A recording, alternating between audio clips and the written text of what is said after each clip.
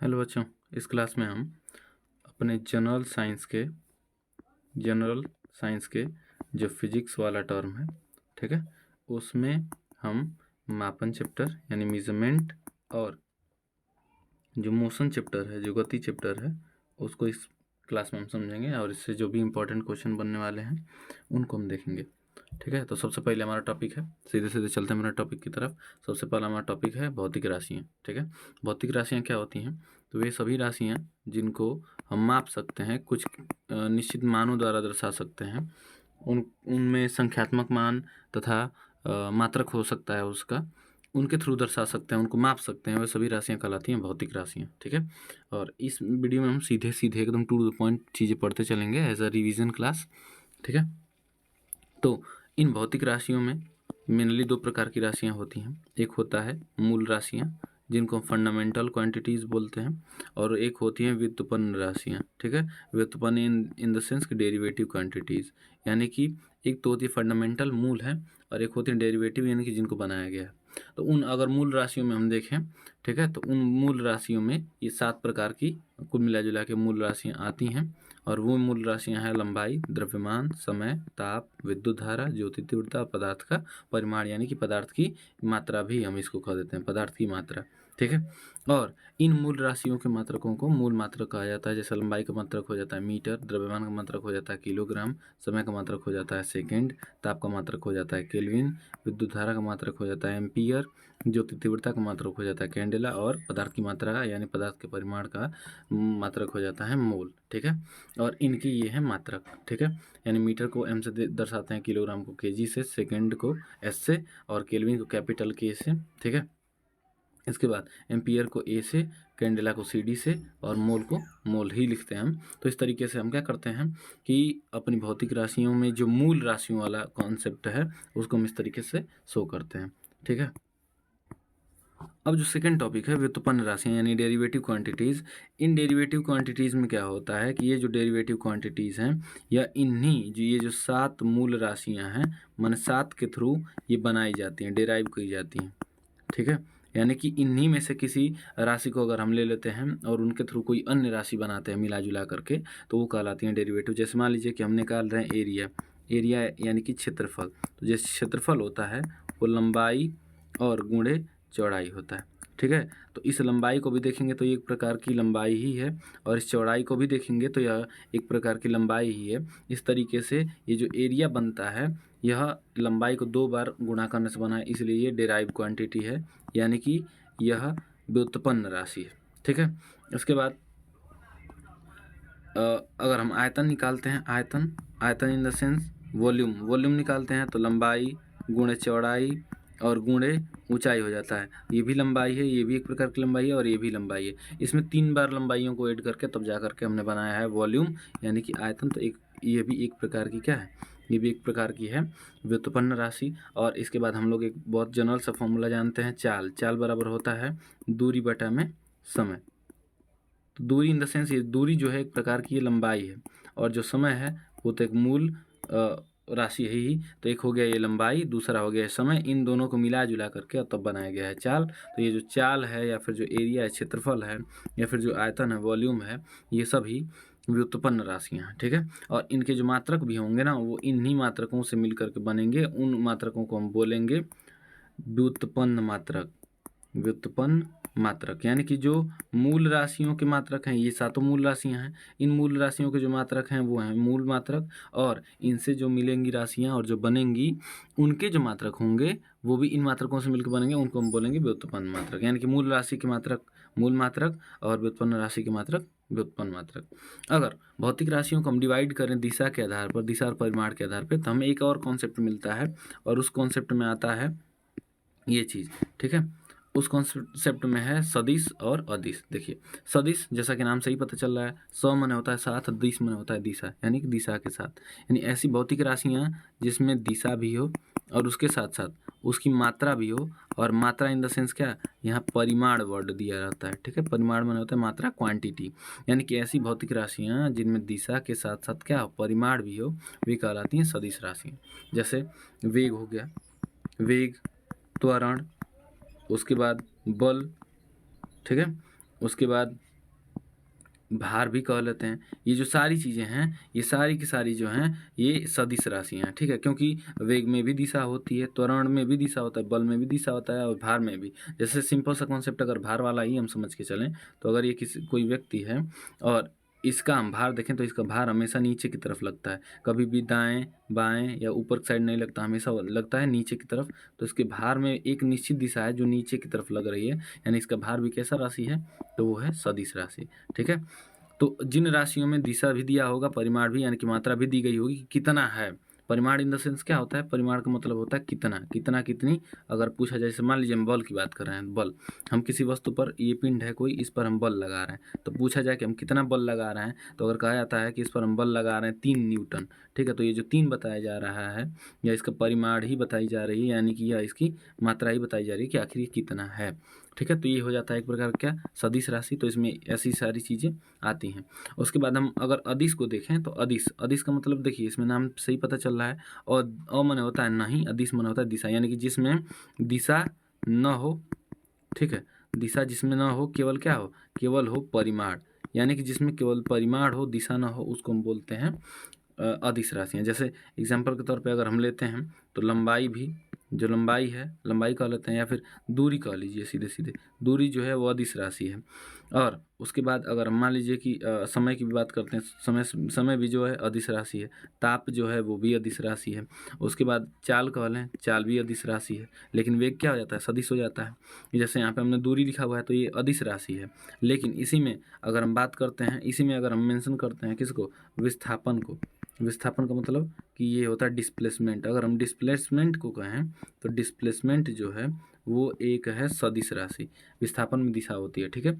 समय में, ताप में, चाल में, इन सारी चीज़ों में दिशा नहीं होती। तो ये सारी चीज़ें हो गई सदिश राशियों और अदिश राशियों के बीच में, ठीक है। आगे देखते हैं। यहाँ पर देखिए, जब हमने ये सारी चीज़ भौतिक राशियाँ देखी, तो हमें मिला लंबाई, द्रव्यमान, समय, ताप, विद्युत धारा, ज्योति तीव्रता और पदार्थ की मात्रा। इन सारी चीज़ों को आप याद कर लेंगे, इनके मात्रकों को भी आप याद कर लेंगे, ठीक है।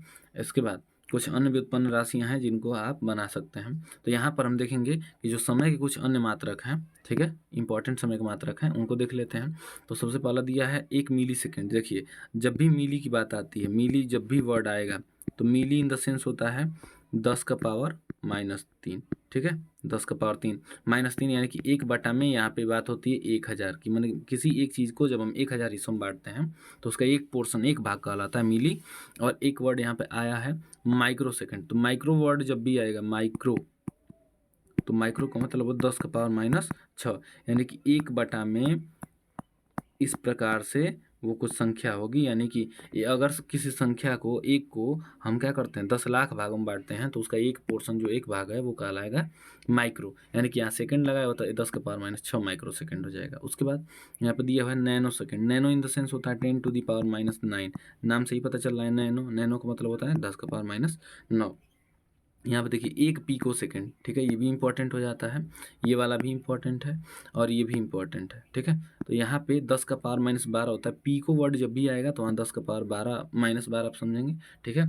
ये हो जाता है समय का अन्य मात्रक। उसके बाद देखिए, उसके बाद देखते हैं अन्य क्या चीज़ें हैं। तो यहाँ पर दिया गया द्रव्यमान का मात्रक, कि द्रव्यमान का मात्रक कौन कौन सा है। तो अगर द्रव्यमान के मात्रकों में हम देखें, तो इसमें हमें मिलता है एक औस, जो कि है 28.35 ग्राम, ठीक है। ये इतना इंपॉर्टेंट नहीं है, इसको याद रखने की ज़रूरत नहीं है।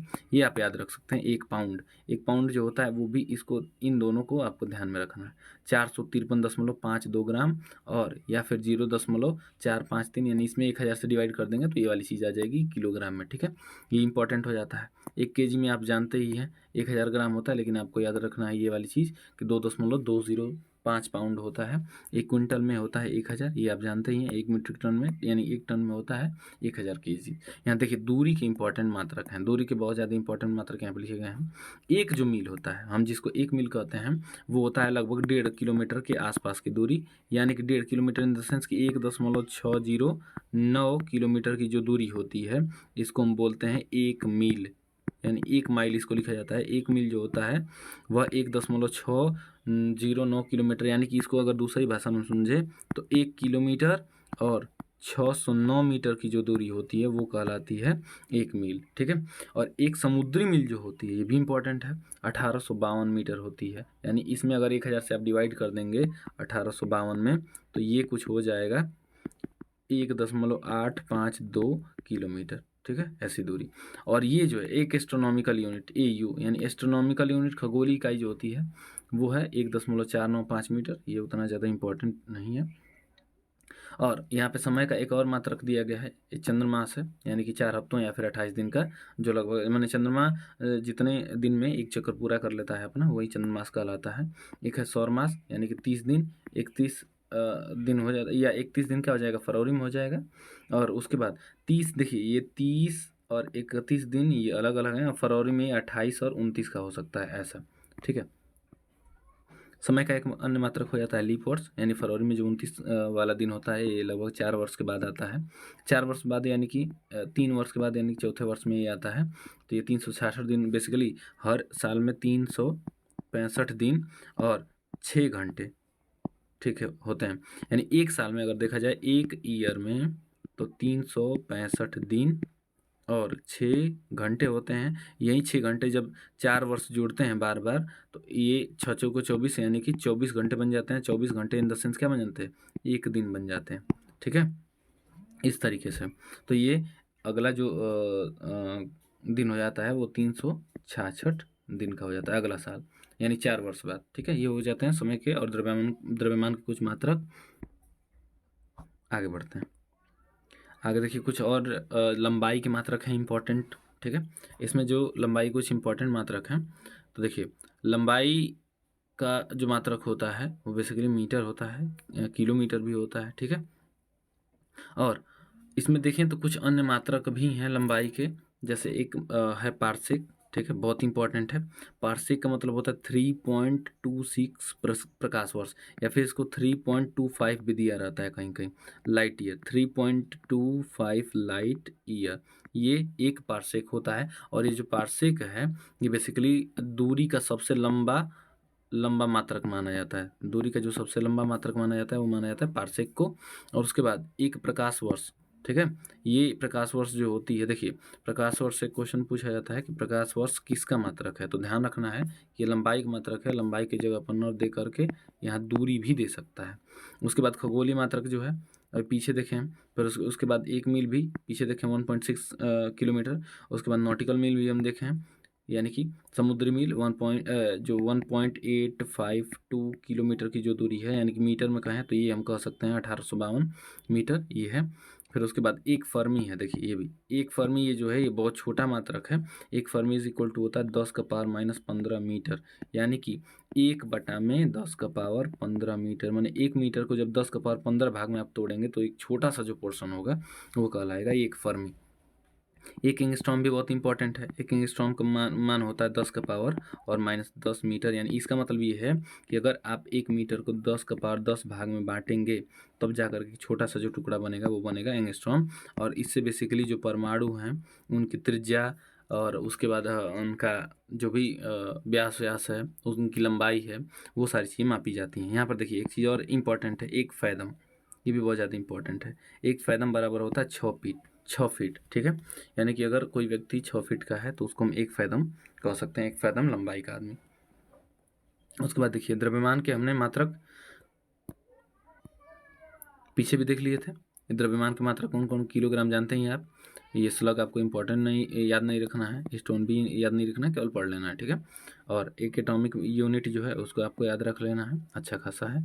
और एक पाउंड जो होता है वो पीछे भी हमने बताया कि 453.59 ग्राम होता है, ठीक है।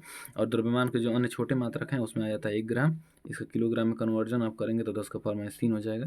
डेसीग्राम 10 का पावर -4 किलोग्राम, सेंटीग्राम 10 का पावर -5, मिलीग्राम 10 का पावर -3, और उसके बाद 1 कुंटल 10 का पावर 2 हो जाएगा। 1 मीट्रिक टन 10 का पावर 3 हो जाएगा।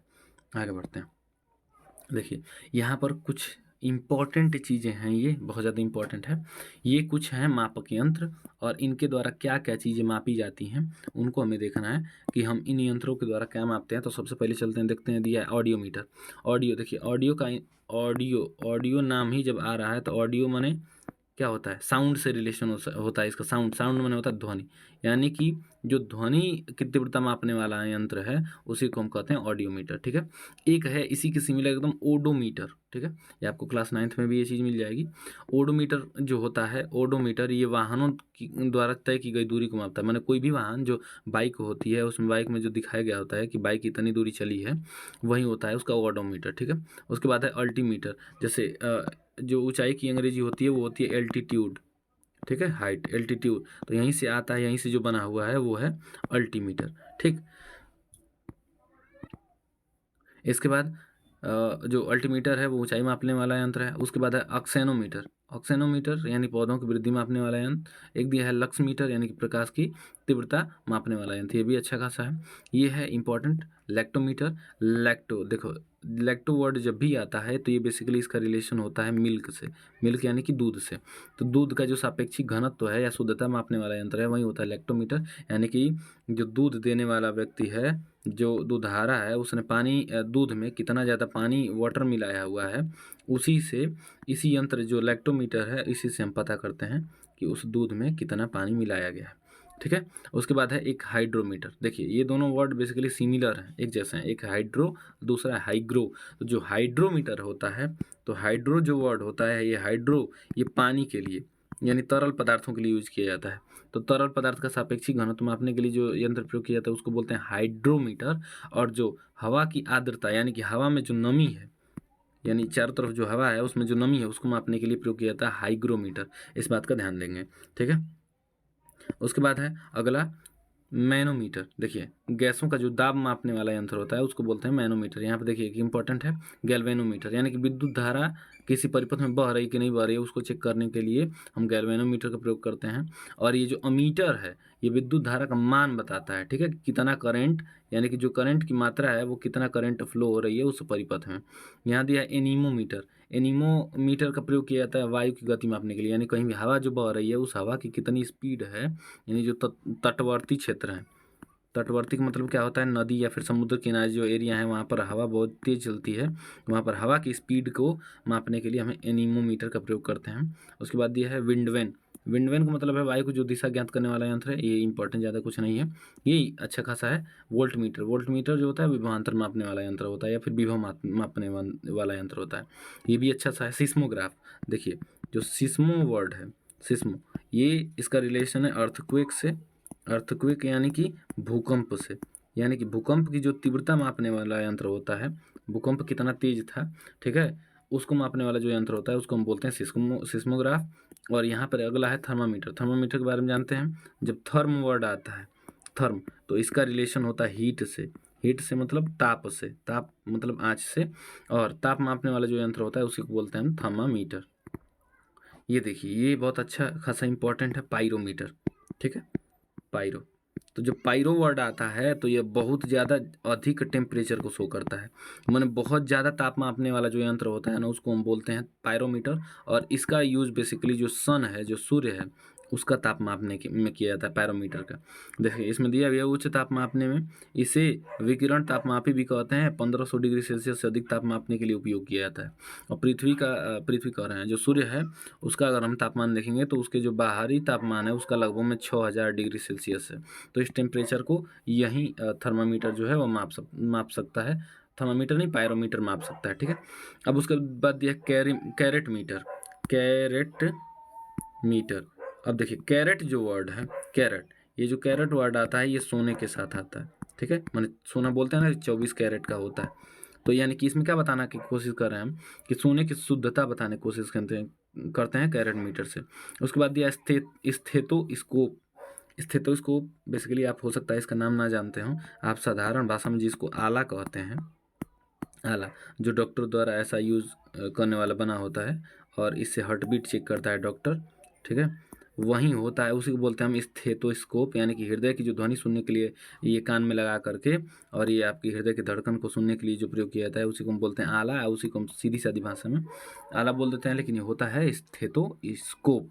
उसके बाद है स्फेग्नोमैनोमीटर। स्फेग्नोमैनोमीटर ये भी बहुत इंपॉर्टेंट है, जो रक्तचाप माने कि जो ब्लड का प्रेशर है, ठीक है, जो बीपी मापने वाला यंत्र होता है उसको बोलते हैं स्फेग्नोमैनोमीटर। ठीक है। और उसके बाद है फैदोमीटर।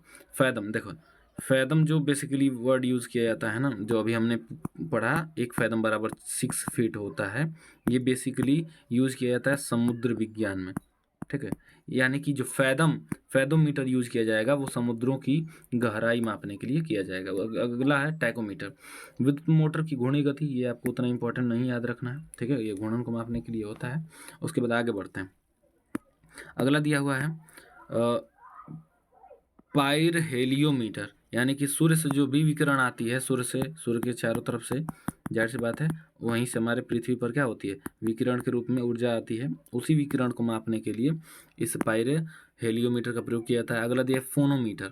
देखिए यहाँ पर जब फोन वर्ड आता है, फोन तो फोन का अर्थ ही होता है ध्वनि, ठीक है। फोन का मतलब क्या होता है, ध्वनि। ऑडियो भी अभी आपने पढ़ा, ऑडियो मीटर, ठीक है।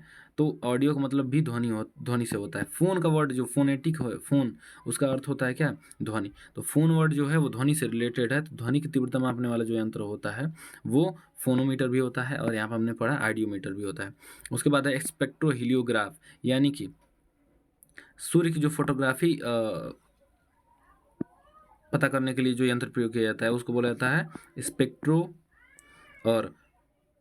स्पेक्ट्रोहीलियोग्राफ, ठीक है। स्पेक्ट्र का मतलब होता है कई रंगों का मिलकर बना हुआ, ठीक है। स्पेक्ट्रम इन द सेंस क्या होता है, इसमें कई कलर्स होते हैं, बहुत सारे कलर्स होते हैं, तो इसका प्रयोग किया जाता है सूर्य की फोटोग्राफी के लिए। फिर है कार्डियोग्राम। देखिए यहाँ पर भी आपको एक चीज़ इंपॉर्टेंट याद रखनी है, जब भी कार्डियो वर्ड आता है, कार्डियो, तो इसका सीधा सीधा रिलेशन होगा हार्ट से, यानी कि हृदय से, ठीक है। तो कार्डियोग्राम जो होता है यह हार्ट की गति को बताने के लिए प्रयोग किया जाता है। जैसे कार्डियोग्राम हो गया, उसके बाद एक और वर्ड प्रयोग किया जाता है कार्डियोग्राफी, यानी कि जो हार्ट का अध्ययन है उसी को हम बोलते हैं कार्डियोग्राफी। फिर उसके डॉक्टर को बोलते हैं कार्डियोलॉजी, ऐसे इस तरीके से होता है। अगला है पॉलीग्राफ, यानी पॉली का मतलब होता है, पॉली मन होता है झूठ, ठीक है, पॉली का एक सेंस झूठ भी होता है। तो पॉलीग्राफ का मतलब झूठ का पता लगाने वाला जो यंत्र होता है उसको पॉलीग्राफ बोलते हैं। अगला दिया बोलोमीटर, ठीक है। यहाँ बोलो का मतलब बोलो से नहीं है, ठीक है। बोलोमीटर का मतलब क्या होता है, तापमान में परिवर्तन की माप तथा द्वारा उष्मीय तथा विद्युत चुम्बकीय विकिरण मापने के लिए, यानी कि तापमान में जो चेंज होता है उसके कारण जो ऊष्मा में परिवर्तन होता है, उसके कारण जो चुंबकीय परिवर्तन होता है चुंबकीय विकिरण में, उसको मापने के लिए प्रयोग किया जाता है बोलोमीटर का। तो इसमें इंपॉर्टेंट जो है उनको आप याद रख लेंगे। उसके बाद आगे बढ़ते हैं। अगला दिया है, देखिए सरल मशीन। ये भी एक अच्छा सा इंपॉर्टेंट टॉपिक है जिसको पढ़ाया जाता है लीवर नाम से, ठीक है। लीवर इन द सेंस क्या होता है, उत्तोलक, ठीक है। सरल मशीन है तो ये जो इस प्रकार की माने ऐसी मशीनें जो बेसिकली बल आघूर्ण पर काम करती हैं वो मशीनें कहलाती हैं सरल मशीनें, ठीक है। यानी कि जहाँ पर हम कहीं और पर बल लगाते हैं और कुछ दूरी पर क्या होता है, कार्य होता है उनमें, इस प्रकार से सरल मशीनें वो कहलाती हैं। और उन्हीं में एक टॉपिक है क्या, उत्तोलक। और इन्हीं उत्तोलकों में हमें समझना है 3 प्रकार के उत्तोलक।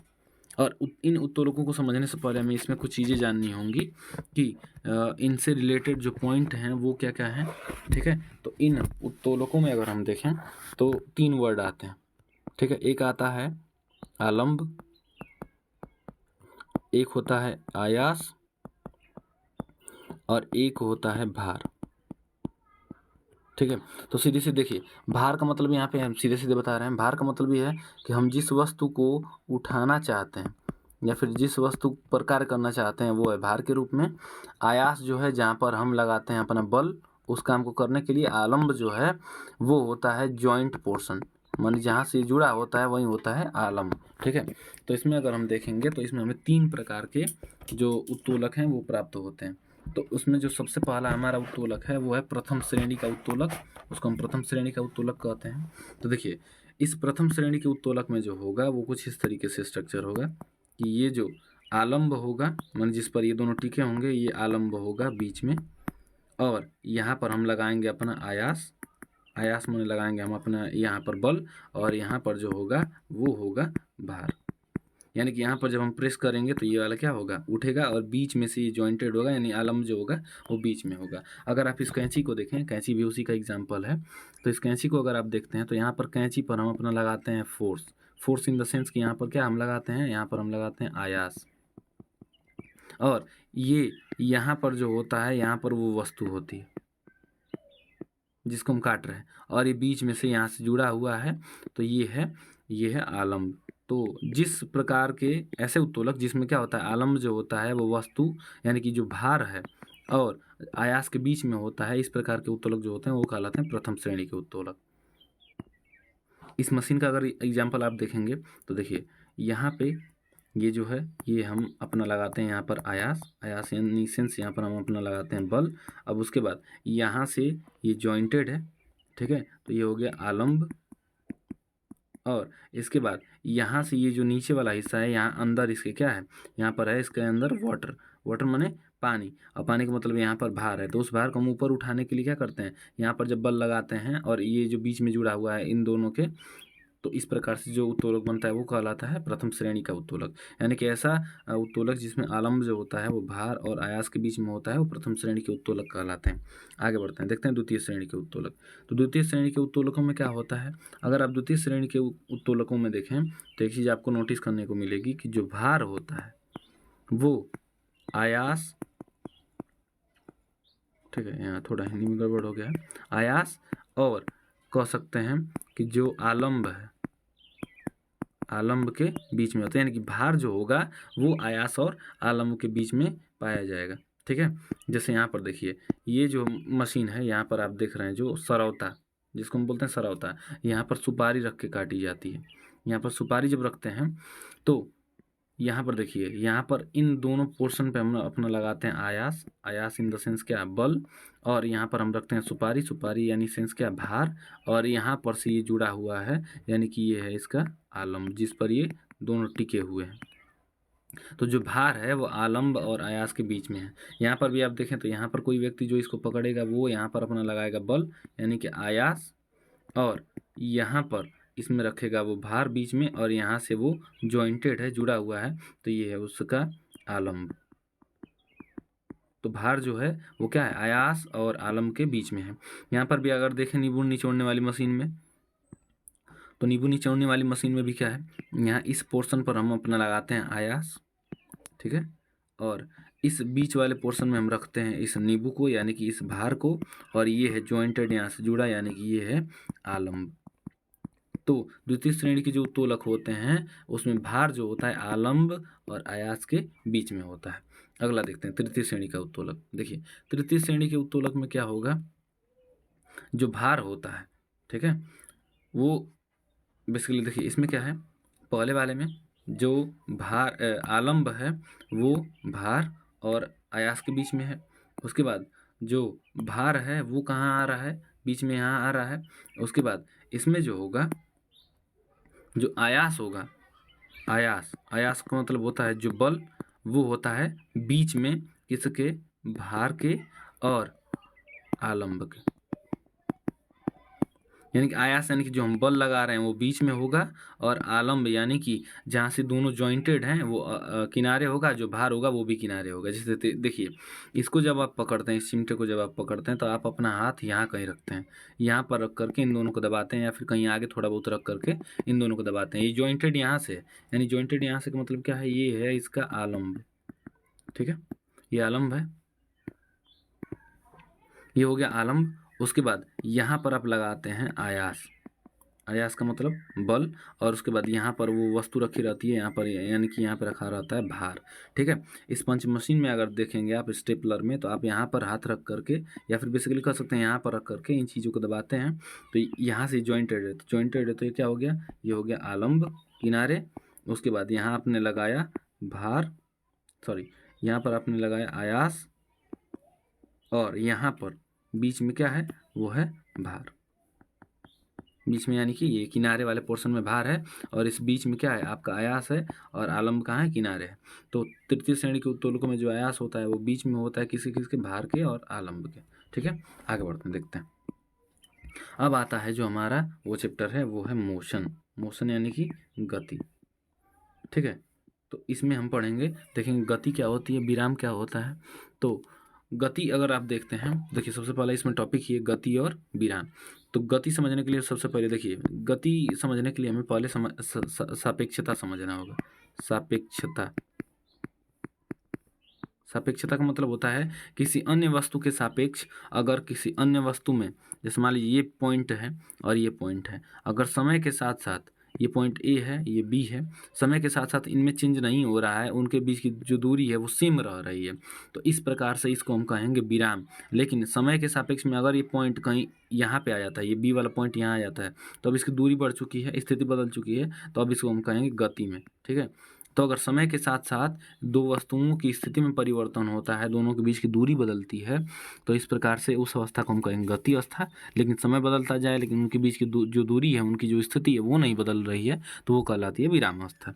जैसे अगर इस चीज़ को देखें आप, तो इमेजिन करिए कि ये मान लीजिए कि कोई लड़का है, ठीक है, और यहाँ पर इसके पास आसपास में छोटे मोटे जो पौधे हैं या फिर पेड़ है, ये इधर मूव कर रहा है, चलता जा रहा है, तो पेड़ और इसके बीच की दूरी कुछ इतनी थी, लेकिन कुछ देर बाद जब ये लड़का यहाँ पर आ जाता है, ठीक है, इस तरीके से, तो अब इसके बीच की दूरी हो जाती है ज़्यादा। तो इसका मतलब है कि ये किस में है, ये है गति अवस्था में।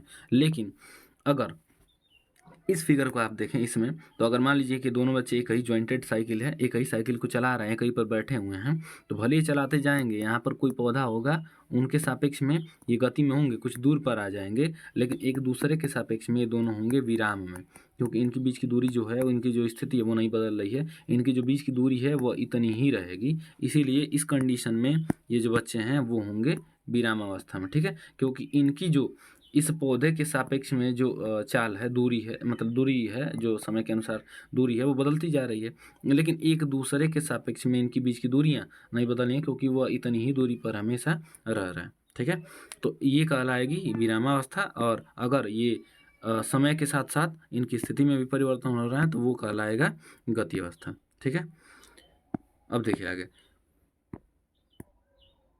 अब देखिए अगला टॉपिक है दूरी। दूरी अगर समझेंगे, देखिए दूरी जो है वह सीधे सीधे कह सकते हैं कि दूरी जो है वह मार्ग की लंबाई, यानी कोई व्यक्ति जितना चल लेता है, जितना भी चल ले, चाहे उसका मार्ग कैसा भी हो, टेढ़ा मेढ़ा इस तरीके से वक्राकार हो, लेकिन जितना भी वो चलता है उतनी उसकी जो मार्ग की लंबाई है वो पूरी की पूरी कहलाती है दूरी। ठीक है, यानी कोई व्यक्ति अगर सर्कुलर पाथ पे ऐसे भी चल रहा है इस तरीके से, तो वो कुछ दूरी तय कर रहा है। ठीक है, तो ऐसे वो चलता जा रहा है, चलता जा रहा है, तो उसके द्वारा कुछ दूरी तय की जा रही है, क्योंकि वो लगातार चल रहा है और मार्ग की लंबाई के बराबर दूरी क्या कर रहा है, तय कर रहा है, तो ये कहलाती है उसकी दूरी। ठीक है, और ये कैसी राशि है, अगर इसको पूछा जाए तो इसको आप कहेंगे ये है अदिश राशि। ठीक है, उसके बाद आता है विस्थापन। तो विस्थापन है एक सदिश राशि। विस्थापन सदिश राशि कैसे है, ये स्टार्टिंग पॉइंट और जो एंडिंग पॉइंट होता है, लास्ट पॉइंट कह सकते हैं, उसकी बीच की जो सीधी सीधी दूरी है ये होती है विस्थापन। यानी कोई अगर व्यक्ति जो है, मान लीजिए इस पॉइंट ए से चल रहा है, मान लीजिए यहाँ पर आता है वो, एक सेकेंड, ये पॉइंट ए है, यहाँ से वो चल के आता है इस पॉइंट बी पर, और फिर उसके बाद आता है यहाँ पर सी पर, तो पूछा जाएगा कि उसका विस्थापन बताइए, तो सीधी सीधी ये वाली जो दूरी होगी ये कहलाएगी ये विस्थापन, क्योंकि स्टार्टिंग पॉइंट ये है और एंडिंग पॉइंट जो है वो ये ख़त्म होने वाला पॉइंट ये है, तो इनके बीच की जो दूरी है वो कहलाएगी विस्थापन। तो एक इसमें एक निश्चित दिशा भी आ रही है, इसीलिए विस्थापन जो है वो कैसी राशि है, सदिश राशि है। हालांकि दोनों लंबाई ही हैं, मार्ग की लंबाई ही है, ये पूरी की पूरी दूरी है। अगर हम दूरी निकालेंगे तो इन दोनों को जोड़ेंगे, और अगर विस्थापन निकालते हैं तो सीधी सीधी दूरी हो जाएगी। चाल क्या होगा, अगर दूरी में हम समय से भाग करते हैं, दूरी बटा में समय कर देते हैं, माने कितने समय में कितनी दूरी तय की जाती है, इसको अगर हम कैलकुलेट कर लेते हैं तो वही कहलाती है चाल। और जब वेग निकालते हैं तो वेग क्या हो जाता है, कितने समय में कितना विस्थापन तय किया गया है, यानी कि अगर विस्थापन में हम समय से भाग कर देते हैं तो वो हो जाता है हमारा वेग। ठीक है, इतना समझ में आया, आगे बढ़ते हैं। अब आता है हमारा एक इम्पॉर्टेंट टॉपिक, जो कि है न्यूटन का गति का नियम। बहुत ज़्यादा इम्पॉर्टेंट है, एक महान वैज्ञानिक जिसके बारे में आप जानते होंगे वो है न्यूटन। तो न्यूटन की एक बुक थी, ये आइजक न्यूटन की फ़ोटो है। ठीक है, न्यूटन की एक बुक थी जिसका नाम था प्रिंसिपिया। ठीक है, हालांकि यहाँ पर मैथमेटिक्स वाला इमेज है, लेकिन इस पर ध्यान ना दें, इनकी एक बुक थी प्रिंसिपिया। उस प्रिंसिपिया में इन्होंने न्यूटन ने इस गति के नियम के बारे में बताया। ये बुक का नाम बहुत इंपॉर्टेंट है, इसको याद रख लेना। ठीक है, तो न्यूटन की गति के नियम में इन्होंने बेसिकली 3 नियम दिए थे। कोई भी वस्तु जो गति करती है वो इन्हीं 3 नियमों के अधीन गति करती है। तो इसमें जो पहला नियम है वो है फर्स्ट लॉ, पहला नियम, जिसको हम कहते हैं जड़त्व का नियम। जड़त्व का नियम यानी कि लॉ ऑफ इनर्शिया। जड़त्व का नियम। अगर जड़त्व के नियम की हम बात करें तो जड़त्व मतलब होता है कोई भी जो वस्तु है वो अपनी अवस्था को बनाए रखना चाहती है, वो जैसे है वैसे ही पड़ी रहना चाहती है। और कब तक वैसी पड़ी रहेगी? जब तक कि उस वस्तु को बाहर से हम बल लगाकर उसकी अवस्था चेंज ना कर दें। यानी कि अगर उसकी अवस्था में चेंज करनी है तो हमें बाहर से बल लगाने की ज़रूरत पड़ेगी। बिना बल लगाए वो वस्तु अपनी अवस्था चेंज नहीं कर सकती। जैसे देखिए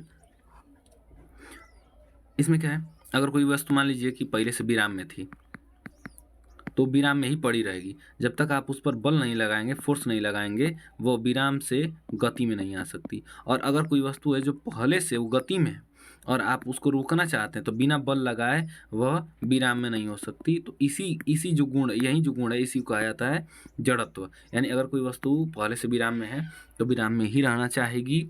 जब तक आप उस पर बल नहीं लगाएंगे तब तक वो गति में नहीं होगी। अगर वो गति में है तो गति में ही रहना चाहेगी। जब तक आप उस पर बल नहीं लगाएंगे तब तक वो भी विराम में नहीं होगी। जैसे एग्जाम्पल के तौर पे इसमें आप देखेंगे तो जब भी कोई ट्रेन चलती रहती है उस पर से कोई व्यक्ति कूद मतलब उतरता है तो ट्रेन है गति में, ठीक है, ट्रेन गति में होती है, उसमें से जो व्यक्ति उतर रहा है, ये जो व्यक्ति उतर रहा है ये भी है गति में।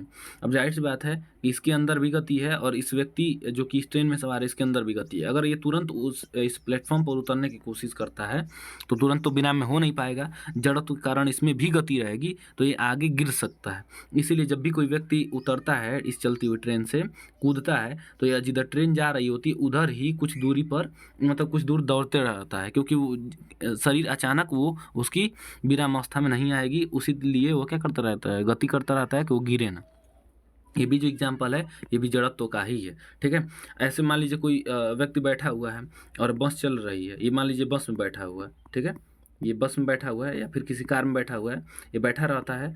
लेकिन जैसे ही ब्रेक लगती है तो ये व्यक्ति क्या हो जाता है, आगे की तरफ झुक जाता है। इसीलिए कहा जाता है कि इस पे जो सीट बेल्ट है उसको लगा लेना चाहिए। इसका कारण भी इसी में है।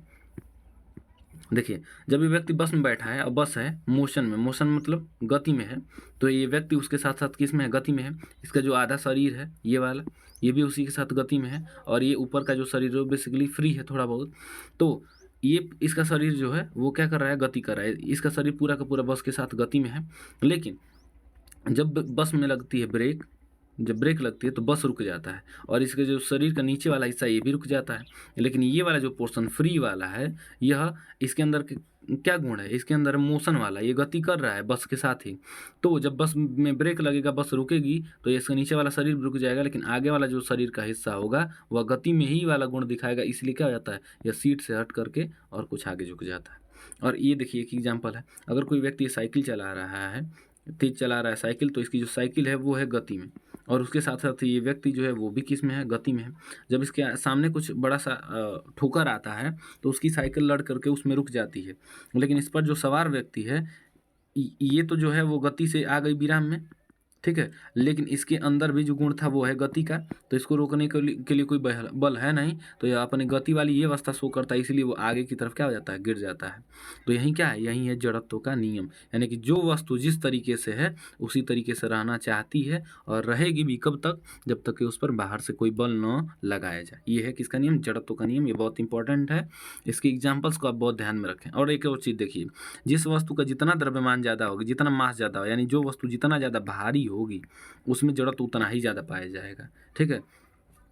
यानी कि उसको जब भी हमें रोकना होगा, जितने भारी हो उतना ज़्यादा बल लगाना पड़ेगा, यानी कि उसमें जड़त्व का गुण उतना ही ज़्यादा है। आगे बढ़ते हैं। अगला जो हमारा नियम है न्यूटन का गति का ही नियम है, जो कि है दूसरा नियम, और वो जो सेकेंड लॉ है वो है लॉ ऑफ फोर्स, यानी बल का नियम। बल का नियम बेसिकली तो जो ये नियम है ये बताता है कि अगर किसी वस्तु के संवेग में परिवर्तन हो रहा है, संवेग में परिवर्तन हो रहा है किसी समय में, तो संवेग परिवर्तन और जो समय का अनुपात है वही कहलाता है बल। यानी किसी वस्तु पर जो लगने वाला बल होता है उसके संवेग परिवर्तन के समय दर के बराबर होता है, ऐसे कह सकते हैं।